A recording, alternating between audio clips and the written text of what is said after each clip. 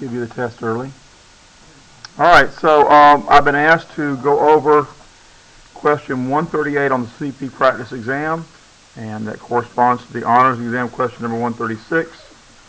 138 says, or asks you to describe a system in dynamic equilibrium, then give examples, and then say then ask also what principle describes the behavior of a system in dynamic equilibrium.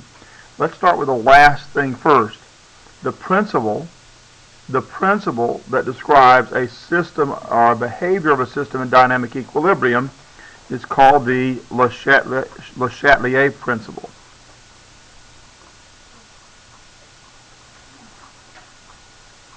And what the Le Chatelier principle states,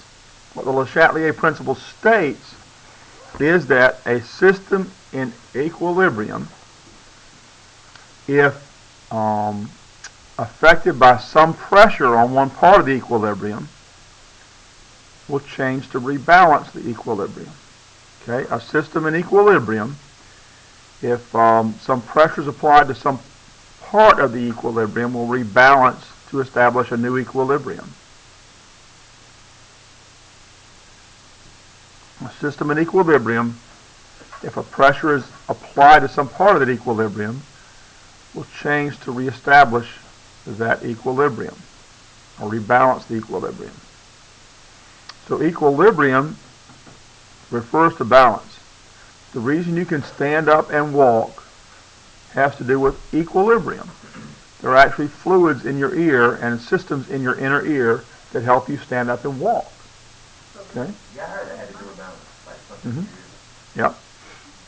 That is a type of equilibrium.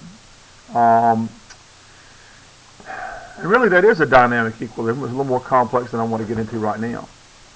But a dynamic equilibrium then means that there's a constant change within the system, but nevertheless there's a balance. So let me give you an example of an equilibrium that sort of relates to this dynamic property. Okay? When, let's say, during that 10 minutes between classes, well, first of all, let's say Dorman High School on A wing has, just for round numbers, 1,000 students, and on B wing has 1,000 students. That's just an estimate. Okay, I don't know if that's true. Okay, I don't know what the actual numbers are. But during class change, people are going from A wing to B wing and B wing to A wing, right? There's a constant change going on between A wing and B wing. But what are at any point in time, if we were to stop everybody and say freeze, how many people would be on B wing? Probably about 1,000. Even though everybody's changing, there's probably about 1,000 people, right? And probably 1,000 people on A wing, right? So the system is in equilibrium even during class change because there's a balance. Got that? Now, let's say, for instance, that there were more classrooms on B wing than A wing. In fact, there are. Let's say there's actually 800 people on A wing and 1,200 people on B wing. Okay? Class change is going on, but if we tell everybody to freeze at any instant in time, the likelihood is we're probably going to have 1,200 people on B wing and 800 people on A wing. That is still an equilibrium. Equilibrium doesn't mean it has to be equal. It means it reaches a point of balance, where the point where, or the rate at which people are going from A wing to B wing is equal to the rate of people going from B wing to A wing, such that 800 people are on A wing at any given time and 1,200 people on B wing at any given time. That could be slightly off of that, but in general, that's what an equilibrium is. Does that make sense? Well, equilibriums, the concept of an equilibrium is probably one of 2 or 3 most important concepts in science. Okay? It governs everything. It's why the universe behaves the way it behaves. It's why atoms behave the way they behave. It's why people behave the way they behave. It's why you can breathe and take in oxygen. Your body is just a huge complex system of different equilibriums. Your body's pH is about 7.4. And if you eat something that's acidic, your body shifts around everything to rebalance the equilibrium to keep that pH at about 7.4. Now, if your body gets a pH that's a little bit too high, get up close to 8 pH, you pass out until your system reboots and reestablishes an equilibrium that's more in keeping with what's safe, and you wake up again. And if your pH gets too low, you pass out, and your body reestablishes the pH it needs to function effectively, and you wake up again. And that has to do with hyperventilation, which increases acidity, decreases pH. And I'm sorry, I got that backwards. Hyperventilation makes the pH go up. When you don't get enough oxygen, what's that called? I forget what that's called right this minute. Okay? That increases the acidity in your blood, and your pH goes down. Okay? So your body is one huge pH system. It's one huge system of different equilibrium. Okay? Now chemicals, well, let's talk about a physical equilibrium first. If you were to dissolve, now my beaker here is a little bit lopsided, but bear with me here. I dare you to draw one better than me. Okay. So let's say we dissolve some salt in this water. Okay? Table salt.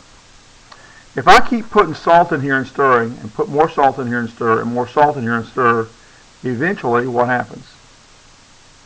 It's not really water anymore. Well, okay. It's going to be cloudy. But but the cloudiness is temporary. Oh, okay. If you stir it until there doesn't seem to be any salt left on the bottom, it'll eventually become clear, and that's another process. Let's kind of ignore that for the moment, okay? But eventually, if you keep putting more and more salt in there, there's a point at which you can't dissolve the salt anymore, right? It's like putting sugar in tea. You put too much sugar in tea, you can't dissolve it all, right? I could have used that as an example. That's when you know it's good. Okay. All right, now, so what happens then if you stop stirring this solution that has too much salt in it? Run the movie in your head, folks, and tell me what happens. Make a prediction. If you, huh? It'll sink to the bottom. Okay, so we're going to have salt on the bottom here, right? Now, when you look at that, it looks like that salt on the bottom went to the bottom and it stopped. But in fact, that's not what's happening, and we can do chemical tests to show that, but it's a little more complex than we can do in this class. What is actually happening is that the sodium and chloride ions are splitting up into sodium ions and chloride ions. That's the process of dissolving. At the same time, some of those ions of sodium and chloride that are in the water are banging into each other and becoming solid again. So there's a reaction going this way at the same time. We have an equilibrium. We have an equilibrium between the solid form and these aqueous forms. Now, the amount of salt on the bottom doesn't appear to change, just like the number of students on A-Wing doesn't appear to change. But in fact, the change is constantly going on. So that is a dynamic, not a dynamic duo. We're talking about equilibriums here. A dynamic equilibrium. Yeah, somebody's got Batman on the brain this morning. They're batty. Okay. So that's a dynamic equilibrium. Now that's a physical equilibrium. It depends on how you think about it, because dissolving salts can be thought of as chemical. But if I had sugar down here, the same thing would happen. That'd be a physical change. Okay, we wouldn't be changing the chemical nature of the sugar at all. We'd just be dissolving sugar, and sugar's going back to the bottom. So if you dissolve sugar in your tea, and you put too much sugar in there, to the point where Evan thinks it tastes really good, but there's sugar on the bottom, and it looks like sugar's just sitting there. But in fact, the sugar is constantly dissolving, while there are sugar molecules that are constantly depositing on the bottom. Okay? Chemical reactions work the same way. So we've got nitrogen in the air, and we have hydrogen in the air. And if we get the conditions just right, we can establish an equilibrium between these forms and ammonia. And to make that work, we've got to have 3 of these and, oh no, 6, wait a minute, is that right? 3, no, that's 6 of these and 3 of these. Let's see. Huh? You can go close that door, right? So I need 3 of these. No, that's not right. What am I doing here? I can't think this morning. I'm just too tired trying to grade your papers. Let's do the atom inventory that you're supposed to do anyway, right? 2, 2, 1, 3. All right, I put a 2 here. Oh, why did I do that? I put a 2 here, and that'll give me 6 hydrogens. I need a 3 here. All right, so that's balanced now. All right, now, so we get this set up perfectly. I get the circumstances, the environment just right, so we can produce ammonia. Now, that doesn't happen naturally. We have to create the conditions to make that work. And this is a process that's known as the Haber process. You don't really need to know that, but it's an interesting story. The Haber process. And this actually is an equilibrium. So what's happening is nitrogen and hydrogen are constantly forming ammonia, but the ammonia molecules are breaking apart. And so we get this equilibrium going on. The amount of ammonia doesn't seem to change unless we do something to change it. And the way that we change that in the Haber process is we spray water in here and take the water out the bottom, and so we take out ammonia. And these nitrogen and hydrogen molecules keep forming more ammonia because we've unbalanced the equilibrium. If we unbalance the equilibrium, the Le Chatelier principle says the system reestablishes an equilibrium. Okay? And so we're going to keep creating this ammonia as long as we keep taking ammonia out of the system. If we heat up our water that has, say, tea, sugar in it, then the amount of sugar on the bottom does what? You heat it up. Huh? What? It dissolves. If you heat up the water, you can dissolve more sugar, right? We have changed the conditions. We've applied a pressure, according to Le Chatelier. By heating it up, we've applied a pressure to the system that causes an unbalanced equilibrium, and the equilibrium reestablishes itself. Okay? If we, in the Haber process, we take out the ammonia through spraying water in the system, then more ammonia gets made. It reestablishes the equilibrium. That's the dynamic equilibrium process and how Le Chatelier fits into it. Does that make sense? All right, Haber. Just an aside, Haber. Okay? He was a German, and he wasn't interested in making ammonia for any good purpose. He was interested in making explosives to kill people. Okay?